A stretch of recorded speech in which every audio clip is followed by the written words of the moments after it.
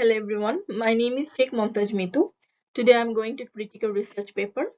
My selected article is Boosting the Anti-Inflammatory Effect of Self-Assembled Hybrid Lecithin-Chitosan Nanoparticles via Hybridization with Gold Nanoparticles for the Treatment of Psoriasis. Here I am going to cover summary of the article, researcher's aim, background, conclusion, critique and comment, strength and weakness of my paper. I'm going to start with the summary of the article. The objective of the study was to hybridize gold nanoparticles with two types of tacrolimus loaded formulation, cytosine nanoparticles and lecithin cytosine hybrid nanoparticles, to make use of the anti-inflammatory properties of gold nanoparticles and to boost the anti-psoriatic effects of tacrolimus loaded formulations. The rationale of the study was based on ionic interaction between negatively charged gold nanoparticles and positive polymeric hybrid lipid polymer nanoparticles.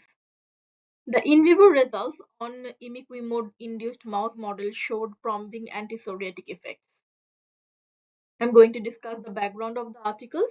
Gold nanoparticles were proven to be very good candidates for dermal drug delivery because of their small size, optical properties, and ease of surface functionalization. They also possess anti-inflammatory properties without exhibiting cytotoxic effect. And gold nanoparticles are beneficial for the treatment of inflammatory skin disease like psoriasis. Psoriasis is an autoimmune disorder. We know that already. And this research is conducted because the diversified benefit of gold nanoparticles, because gold nanoparticles is extremely beneficial for skin disease like psoriasis and any other disease.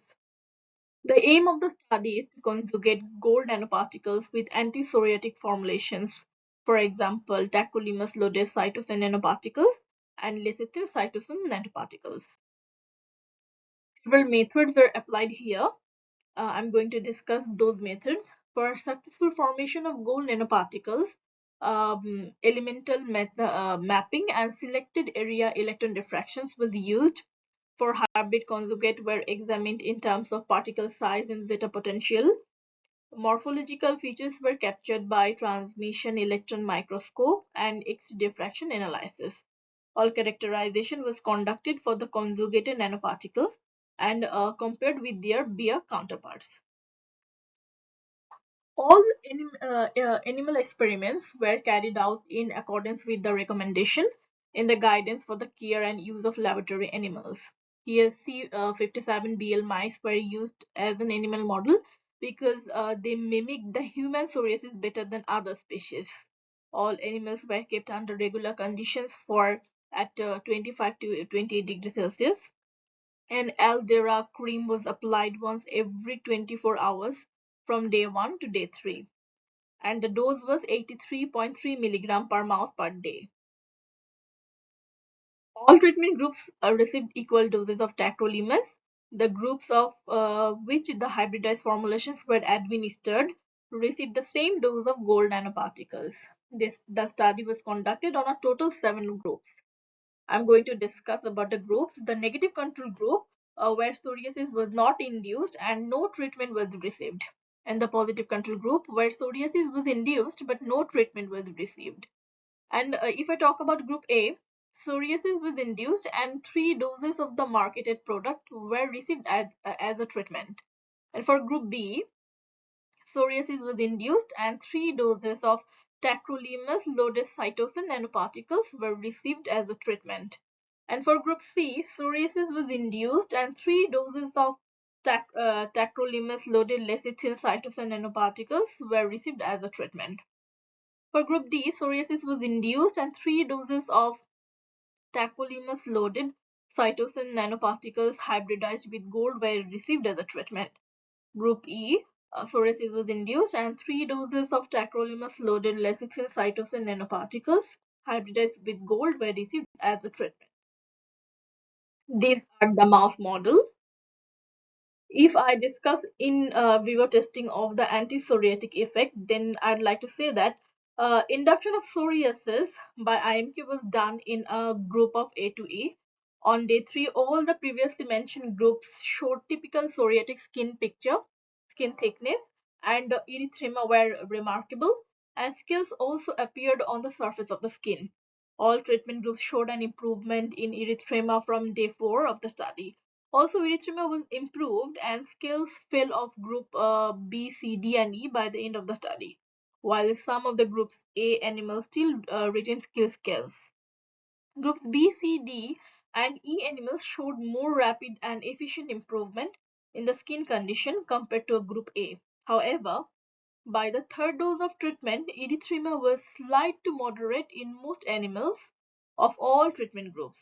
Group B animals showed an improved general skin conditions.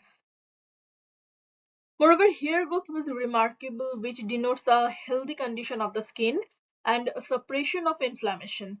This can be explained by the presence of cytosin in the applied treatment, where it could play a role in enhancement of hair growth. It is worth mentioning that hair growth is a sign of healthy skin condition, and psoriasis is reported to cause hair loss. Group C animals showed skin condition that resembled normal skin in terms of color, thickness, and skin texture with no sign of aging. Group D animals showed an improved skin condition in terms of erythema. This may be attributed to the aggregation that took place upon mixing gold nanoparticles with cytosin. Another interesting observation was that group D animals did not show the rapid hair growth observed in group B, which further proves that the presence of cytosin in its nanoparticulate form rather than merely its application as a polymer embedded with gold was crucial. On the other hand, group E animals showed an improved skin condition by the end of the study. And gold nanoparticles possess antioxidants and wood healing properties which might have exerted a beneficial role in the suppression of inflammation. The result of the study is in the vivo result on imiquimod induced model showed promising anti-psoriatic effect upon application of gold conjugated tacrolimus loaded lecithin-chitosan hybrid nanoparticles, with significant difference from the bare hybrid nanoparticles in some of the inflammatory markers.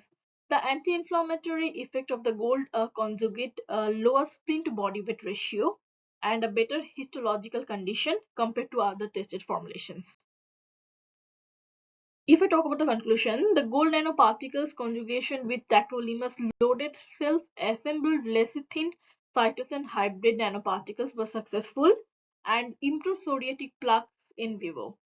In terms of visual observation, PASI score, and histopathological examination of skin samples, there, there are some findings and suggestion of the authors, and that is all gold containing formulations displayed significantly lower spleen to body weight ratio in mice compared to other formulations, as well as better skin histopathological examination, which confirms the anti-inflammatory effect which is exerted by the gold nanoparticles.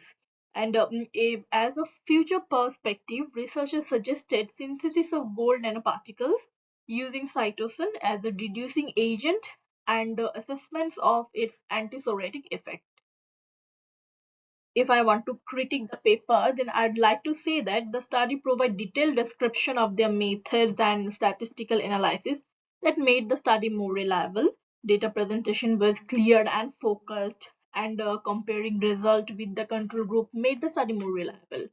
But a human-based experiment could have been conducted, and the long-term follow-up of the treatment could have been also conducted. From my opinion, a more vigorous toxicity analysis of new formulation could have been done. The strength of my research article is the result of the study are promising, and it will open up a new window for anti-psoriatic treatment, and it is a novel approach for the treatment of psoriasis. And if I talk about the weakness of the paper, that is human trial is not conducted yet, and a long-term follow-up is not conducted. And also stability and shelf life of the new hybridized formulation is not evaluated. So these are the weakness of the paper. Thank you very much. That's all about my critique of this research paper.